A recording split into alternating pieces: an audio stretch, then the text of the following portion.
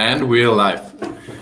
Hi, everyone, and welcome to our Fireside Chat, where we quickly talk about topics that we have in our daily business, and we talk about the current marketing topics and talk about digitalization in general and just what bothers us and our daily struggle with the digital world. Today we have great topics, great ones to make the start. Let's jump right in. Yeah, I'd love to start.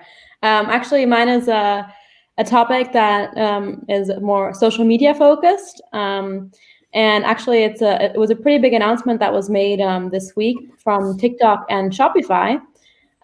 They've announced a partnership actually between the two of them, where Shopify merchants can actually integrate TikTok right into their dashboard with an app, and can easily upload their campaigns from Shopify straight to TikTok to use to reach their audiences. TikTok has implemented a TikTok Pixel to allow merchants to actually track their progress on TikTok and give them a little bit more visibility on who they're reaching and how people are converting, if they're signing up for newsletters or if they're actually buying, and kind of what the audience on TikTok reacts to. I think it's super interesting. It's very similar to how you would advertise in other social medias. You can target your audience by age, by gender, and by interest. So you can target pretty specifically.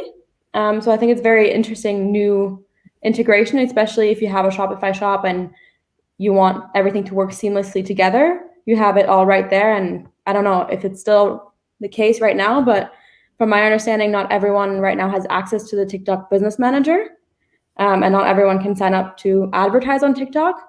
And through the Shopify partnership, actually, everyone gets access. Everyone who uses Shopify gets access to that, and they still get the starting credit that TikTok announced months ago during the pandemic, with the starting credit of $300. They still get that, so everyone can start with a little bit of credit and test it out, which I think is really interesting.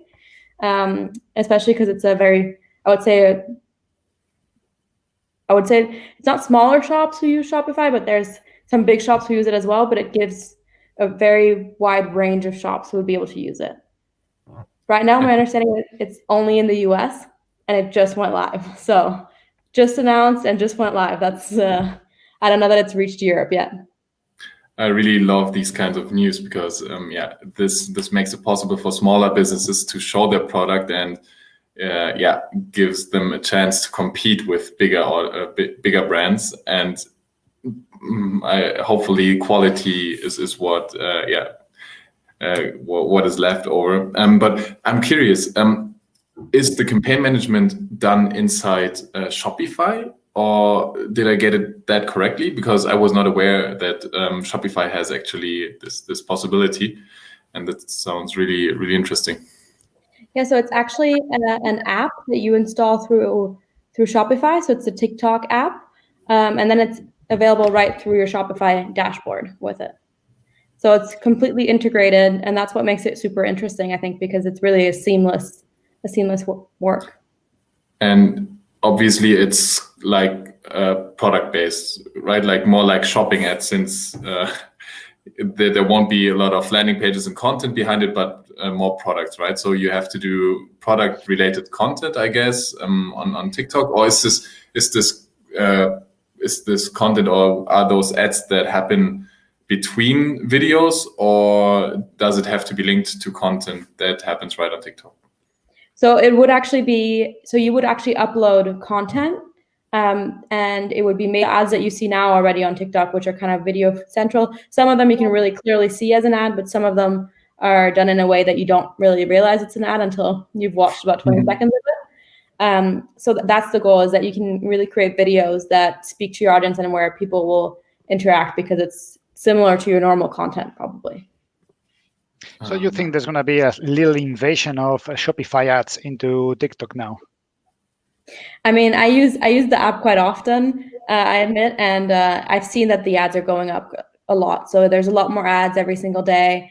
There's the takeovers, but the in-stream ads are on the rise as well. So I think it's just they're using the platform the way we all expected that they were going to monetize it. And I'm glad it is very seamless because you can skip pretty fast and there's no wait. So if you see an ad, you can click through it right away. So it's not super disruptive, not like YouTube where you can't skip an ad, for example. So I think it's to be expected, but it's a really interesting next step for TikTok.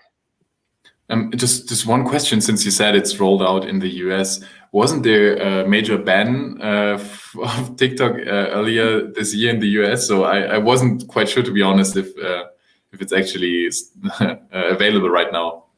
It is available. So I think there was a big topic of, is it still available? Will it still be available? Is TikTok getting banned? And a lot of creators were really worried and were going to other apps, to other video apps where they could keep their following. But actually, that ban never happened. And I mean, it was all very politically induced panic, I would say. The ban never happened. And I'm pretty sure it's there to stick around. So none of the creators were shut out, and it's still available in the App Store. Oh, great. Okay. Wasn't quite sure about it. But yeah, overall, I think great development, and hopefully they roll it out to Europe and Germany as well. Would love to try it out. Yeah, me too. Great. Good. Okay, shall we go with the next topic? Sure, yeah. Let's go. Okay, so I would like to bring up, this is not really latest news, but it's still going on there. That's the decision of Google to restrict the amount of information you can see about the queries that your audience is doing before seeing your ads. Seems to be there still, and it's actually making people angry. The latest thing is that apparently there's a petition going on in change.org where users of Google Ads are basically trying to put pressure on Google and say, please, Google, bring us back the search query reports. What do you guys think about this? Do you think it's really that important for people who use the platform to really get this information about queries with only a few searches? So as you may know, I talked about this topic earlier once it rolled out, and there were some theories what will happen. Basically, people were afraid that maybe some of the campaigns get more expensive because they can't exclude keywords which occur on a regular basis since the data is not showing. And from my experience, it got even worse than expected. So there's really not a lot of data inside our clients' accounts that we can look into. And this, in my opinion, is a real issue. I mean, I'm looking into, for example, 1,000 clicks and see around 10 keywords, and that's like nothing. And those are more or less the 10 biggest search queries inside these 1,000 clicks. But I can more or less only connect a small amount of clicks, and this is really awful for me to optimize. Also, I'm losing insights on what could be a big opportunity for me. For example, if there are people who are looking for similar subjects, I will never know if it's too small at this point, but I could optimize towards it if I would know about it. So this is for example one aspect I really hate at the moment, and hopefully there's going to be a change or something Google can do about it. Yeah. At the same time, it looks like it's another step from Google towards inviting you to stop curating your keyword list manually and rely more and more in automated systems, which are supposedly better than you at predicting if certain queries are going to perform better or worse. There's one thing that doesn't support this approach, and it's the dynamic search ad creation. So as someone who doesn't know it, the dynamic search ad, the DSA campaign setup, scans your website and looks for your most important keywords and matches them with users who are searching for similar terms. And you basically don't give any keywords to this campaign, and it decides itself if it should rank for query or not. And since this search query change, the whole performance or the whole experience with this type of campaign is really bad. So usually marketers use it to learn to find new solutions. So based on their new content they create for their page, they will also find new keywords which the DSA is ranking on. And with the change, there's like no insight around your new placements, and this is one of these automated campaigns Google strongly suggests you to use. And the experience with it got really, really, really bad. So I don't know if this is like the strategy overall. I agree that Google starts to be a black box more and more, but I don't know if this new change is based on your rights or the data security, because I think this is the main intention behind it, to be honest. I still believe so, because otherwise, it just destroys your experience with your campaign setup.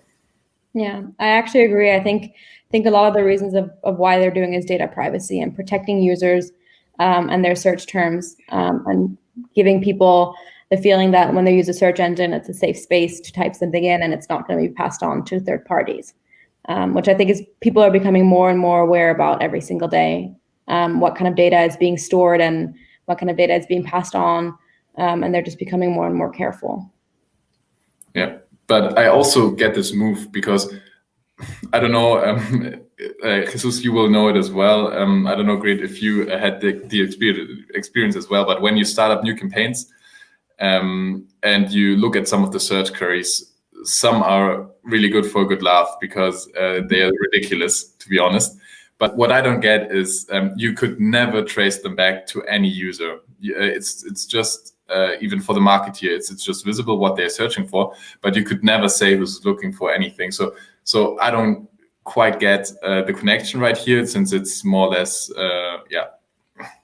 secured, and there's no data or personal data at all going out to any one of us. It just helps overall increasing the experience for everyone who's inside or who is using any search platform, for example. That's in any case, maybe it would have helped is if Google would have used a little bit more educational approach towards showcasing, okay, guys, this is real examples where we saw that this is actually affecting data privacy. This is compromising the privacy of some of our customers, and this is the reason why we are doing it. But yeah, it's true that from our personal experience working with the accounts, it's very difficult to understand in which cases this would actually be a real advantage towards the users of the search engine.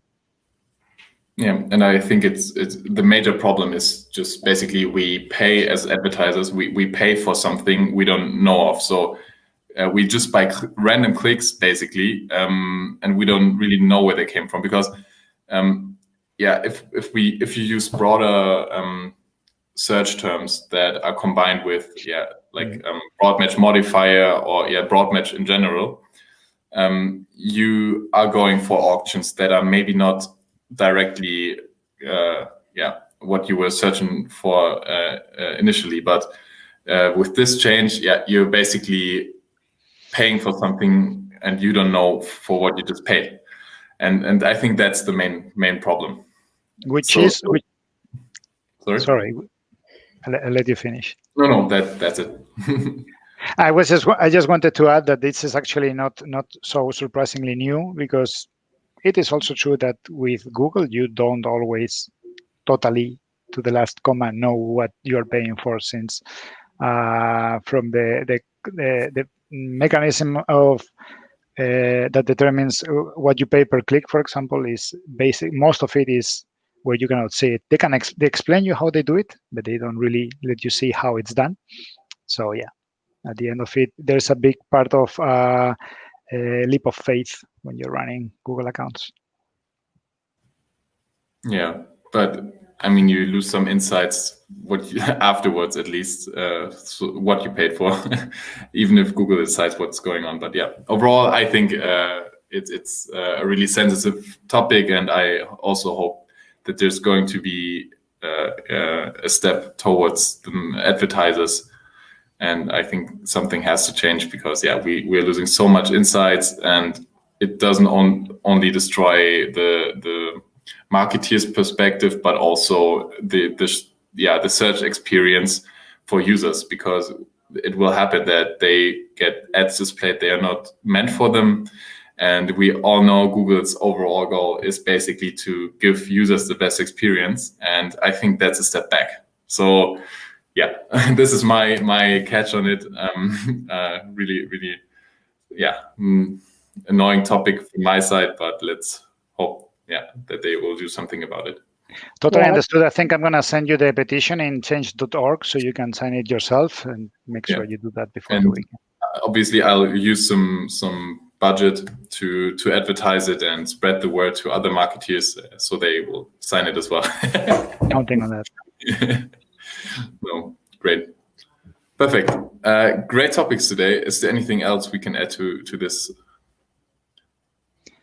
I have no more topics from my side. I don't know if you guys have anything else left. Otherwise, I would say let's wrap it up and go into the weekend. Yeah. Perfect. Sounds great. Hey, have a good one, guys. Thank you for the chat. And talk to you soon. Bye. Ciao.